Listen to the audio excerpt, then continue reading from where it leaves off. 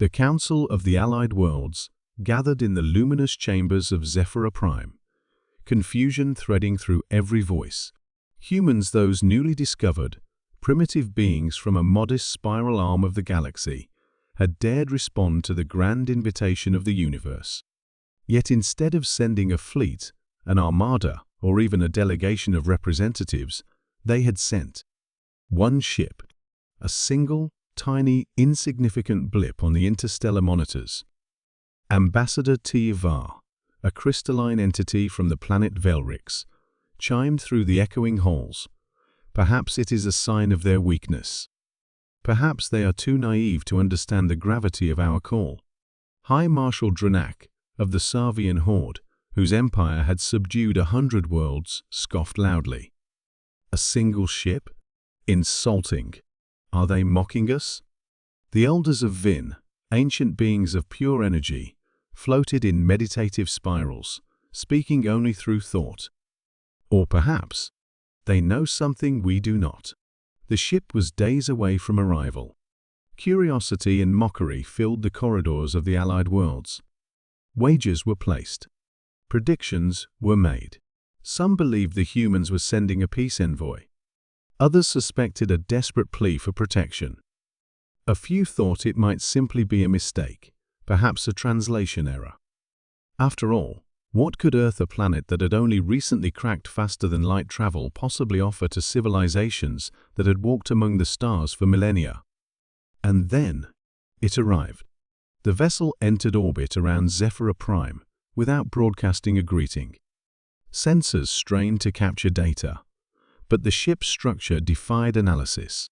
Its surface shifted like a pool of liquid glass, bending light and space itself.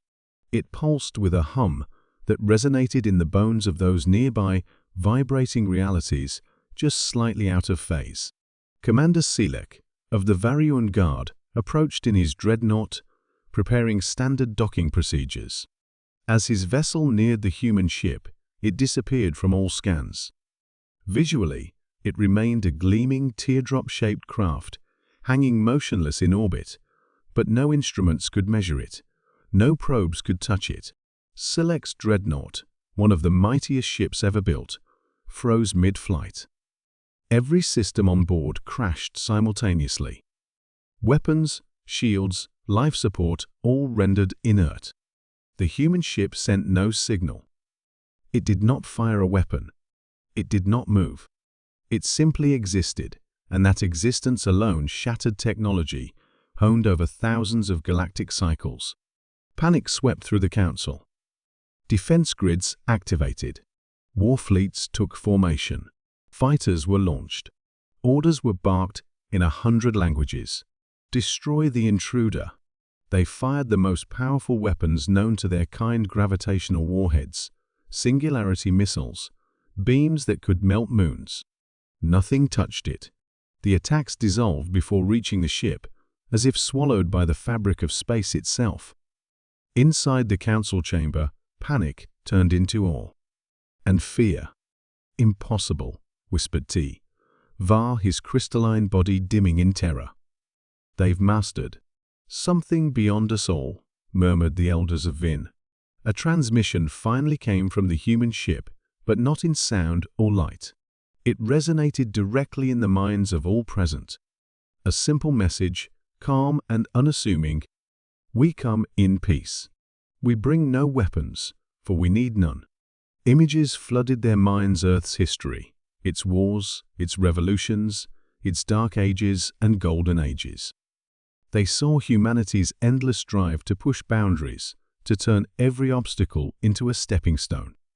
They witnessed a species that had annihilated disease, reshaped its own DNA and tamed black holes, not for conquest, but for survival, for curiosity, for hope. In a universe bloated with empires of stagnation and arrogance, humans had leapt ahead in a few short millennia, forging technologies the old races had never even conceived. The ship they had sent was not a vessel of war. It was an ambassador of potential, a living artifact crafted from synthetic space-time, powered by the energy of collapsed stars, protected by quantum uncertainties themselves. It was, quite simply, untouchable. The Allied worlds had assumed they were the judges, the gatekeepers of universal progression. But as they stood trembling, staring at that unassuming ship, they realized a terrible and wondrous truth. The humans had not come to ask for acceptance. They had come to offer it.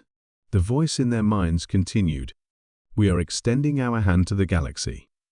A future of collaboration, of shared ascent. Or, a flicker of the ship's true power pulsed through the council chambers.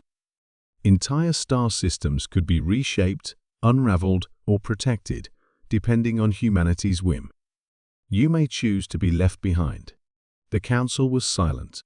Worlds that had once prided themselves on conquest, diplomacy, and ancient wisdom now felt like primitive tribes staring up at a monolith they could never hope to comprehend. High Marshal Dranak, once so boastful, fell to one knee. Others followed, and the human ship, patient and unmoving, awaited their answer.